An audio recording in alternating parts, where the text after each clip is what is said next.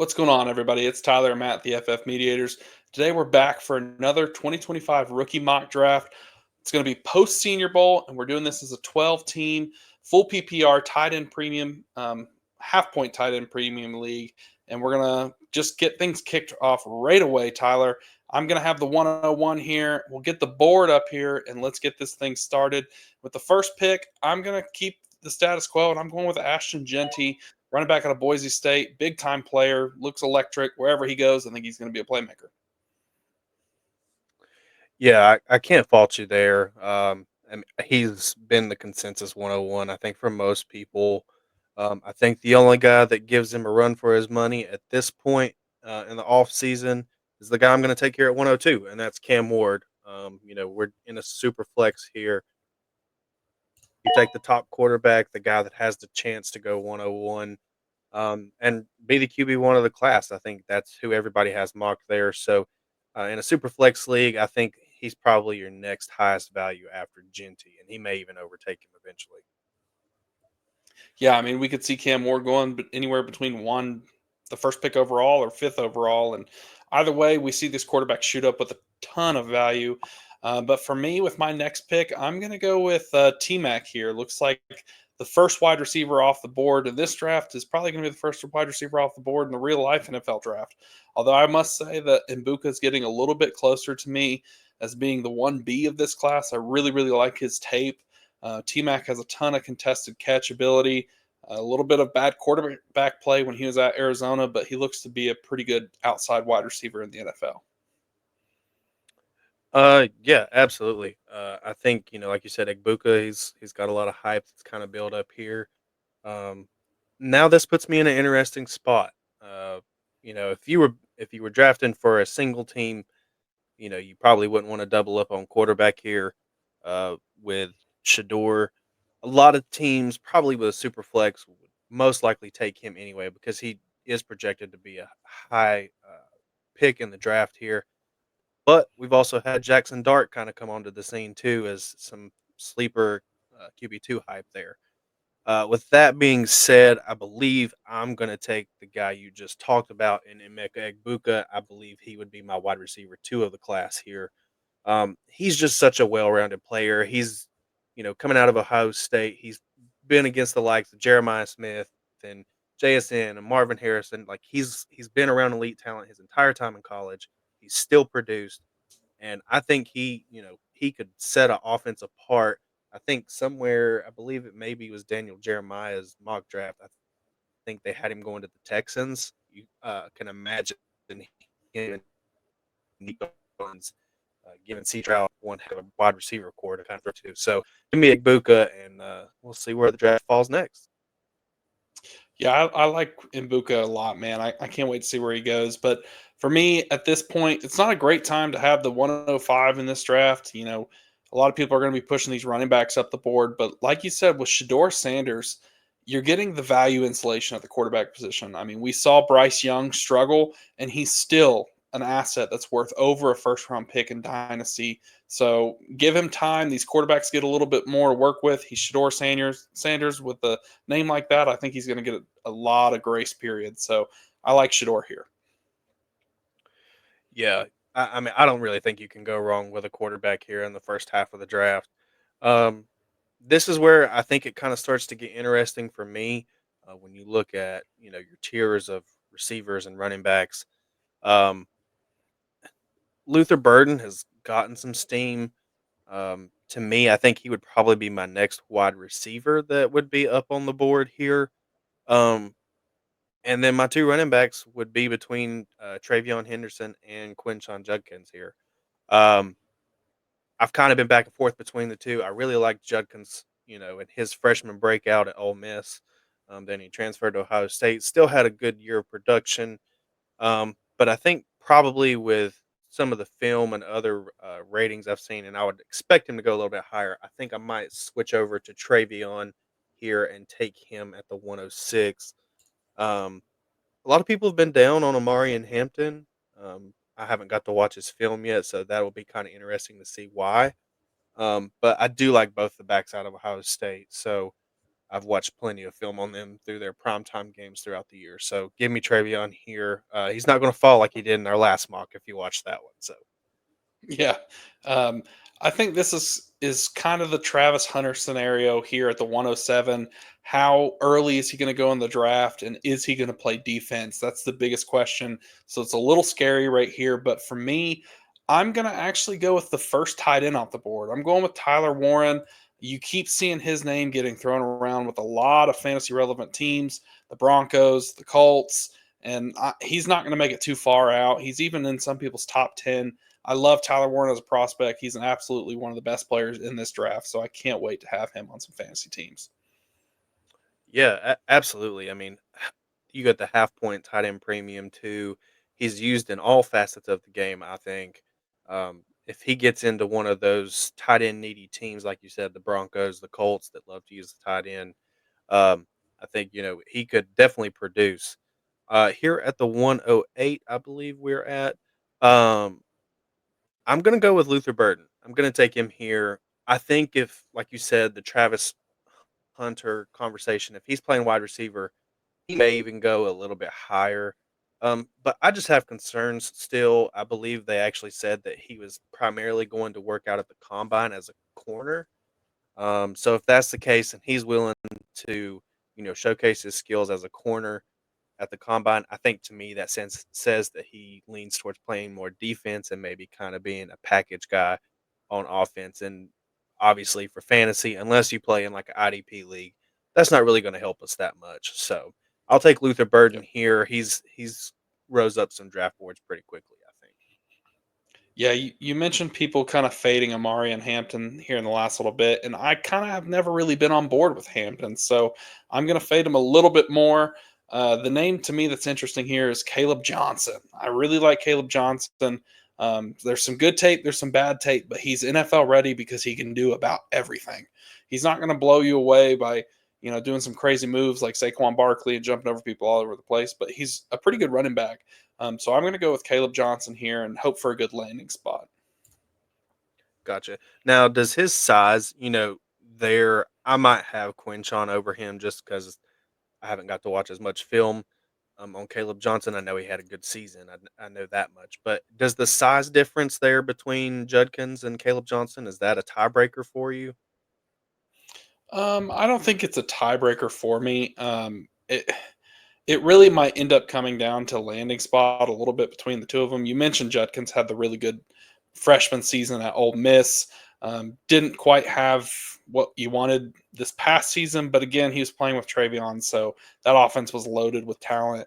For me, Caleb Johnson just presents something that he has the burst. He's got the burst that Quinshon has. He's got contact balance. He can see the hole. He can hit it. He's got great ability to find the hole and move forward and kind of make a few people miss. But it's concerning that he's a one hit wonder. That he didn't really do anything past this past season. Before that he was really not really productive at Iowa. But this past season can't be denied. He was really really good, rushing for over 1,500 yards and had 21 touchdowns. So he was absolutely a playmaker at Iowa. Yeah, yeah. The way when you were describing him there, the only person I could think of right off the bat, kind of going along with his color scheme, was Le'Veon. You're talking about being patient, and finding the hole, and having the vision, making a few players miss here and there.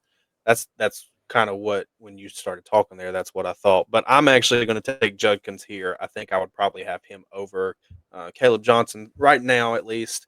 Maybe as I watch a little bit more film, I can kind of see how that looks. But I would take Judkins here. I think he's probably the last of this tier of running back. Um, that's before watching, like I said, a bunch of film there. So give me Judkins at the 110, and let's see where you go here. Yeah, this is where it gets a little interesting, and I think this is the point where I would take Travis Hunter. I would be willing to risk it just based on the talent he is. Like I said, landing spot's going to matter. What position is he going to play? We'll have to see. But for the most part, I think this is worth the risk given the other names that are here. hmm Yeah, I mean, you can't deny the fact that his talent alone is enough to get him in the first round. I think if he was playing, like we said, offense exclusively, he'd be much higher than this. So I don't think it's a bad call there to end up with Travis Hunter at the 111. I think anybody who was second place in their leagues here, I think they would love to have Travis Hunter with that upside. Um, for me here with the tight end premium coming up, this is where I think Colston Loveland falls. I think he goes here. I do like some of the wide receivers that are coming up, but I think Colston Loveland would be the guy I would take here. He's just well rounded. I think he'll be on the field a lot. Um, another tight end that I'm sure you already know and you're looking at very sneakily is Harold Fannin. So I'm sure he'll come here in the next few picks. But I think I would take Colston Loveland here. Just like I said, all around, he's a good player. I think he'll be on the field. I think he'll get a lot of time as a rookie. So give me him here Yeah, at the man, I, half. I love Loveland, dude. He's a great player. He's probably going to be drafted in the first round. He can do absolutely everything. So love that pick in a tight end premium league. But here we are. We're starting the second round, so we'll pick up the pace a little bit here in this round. But Jalen Milrose interesting here. Marion Hampton, Trey Harris, lots of names. But for me, I'm going to go with Trey Harris. I'm really excited to see where he goes. He reminds me a lot of Amari Cooper. Good route runner, can make a few people miss. Really good hands. So I like Trey Harris a lot. Yeah, absolutely. I've been watching or been trying to watch some Trey Harris, and that's been one guy I've been kind of keeping an eye on this offseason to see how he performs at the combine, especially. So, um, with that being said, I think I'm going back to the running back well here. I think I would probably go Devin Neal. The guy who had a bunch of production at Kansas this year. He's got the vision, and he's explosive. So give me Devin Neal here. Yeah, Devin Neal's a good player out of Kansas. I like him a lot. I think here I'm gonna go with Harold Fannin. He's one of my favorite players in the entire draft. I've done nothing but talk about him.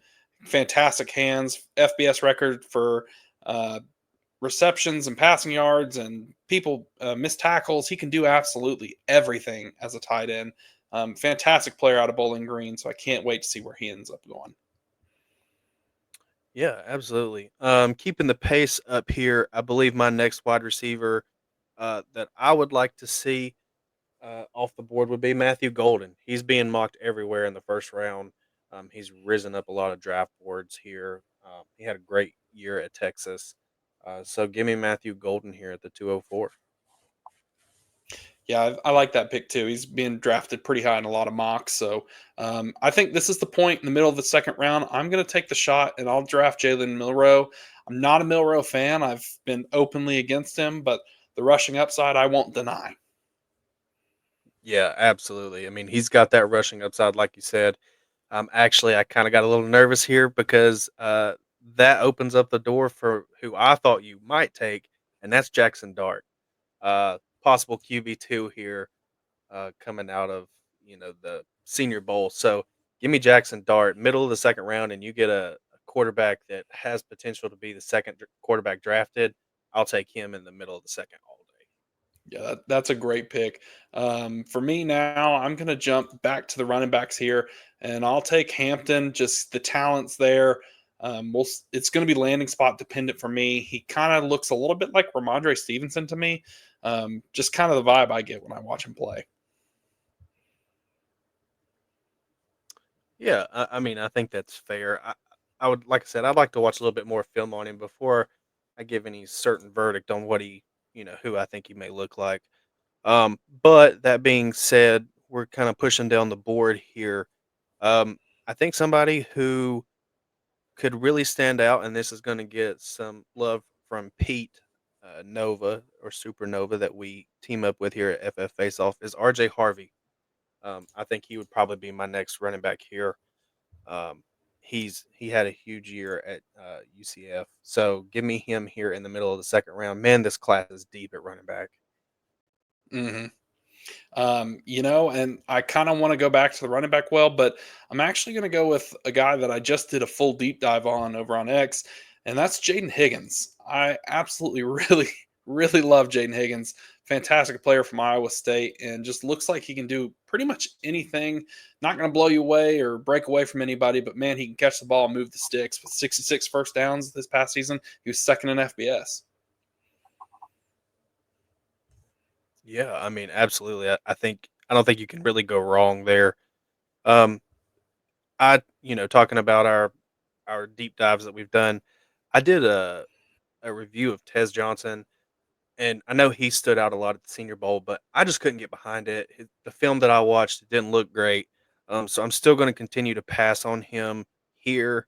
And I will actually go down and I'm going to take Cam Scatterbo here. Um, he, at Arizona State, he carried them through the playoffs, and through most of the season. So somebody who can run and also catch, well-rounded back. He can stay in on third downs. Give me the versatile Scatterbo here.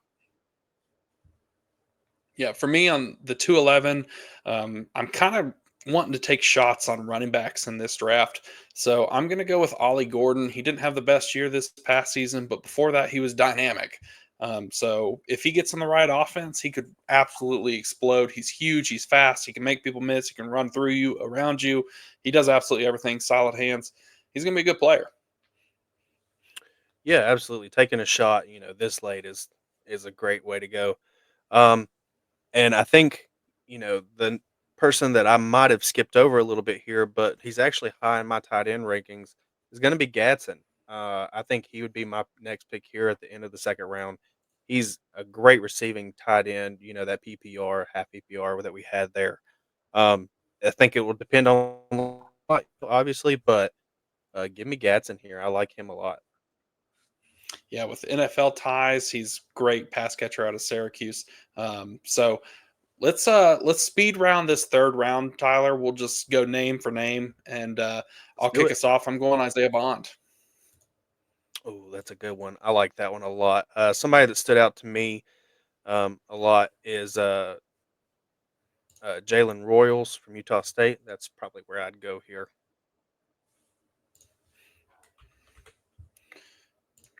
You mentioned his name. I'm going to go with the little guy, Tez Johnson. The biggest question is, can he hold up in the NFL? But he made absolutely everyone miss at the Senior Bowl. Nobody could cover him. He was so fast.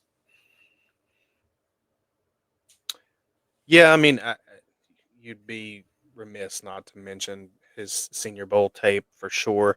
Another guy I'm going to take here who had a great year, I think just might be a little bit lower caliber is Dylan Sampson. I'd take him here at the 304. Let's see, Dylan Sampson. Yeah, I like Sampson too, to be honest. I'm going to go with let's see here. It's getting tougher as we get down this list. Um, I'm going to go with Mason Taylor here, tight end out of LSU. He can do about everything. Solid hands. He's getting a lot of love out of the draft um, talk around the league. So I expect Mason Taylor to kind of be a surprise for us and see if he can't be a day two pick. Yeah, I mean, absolutely. Um, I think I would be remiss without getting this guy in there. Coach might shame me. Xavier Restrepo. I think he should probably be here in the third round as well. I don't think you could let him go to waivers. Yeah, he can make everybody miss. He's great out of the slot. Coach absolutely loves Restrepo. But for me, I'm going to go with the next guy that absolutely tore up the Senior Bowl, and that's Beach.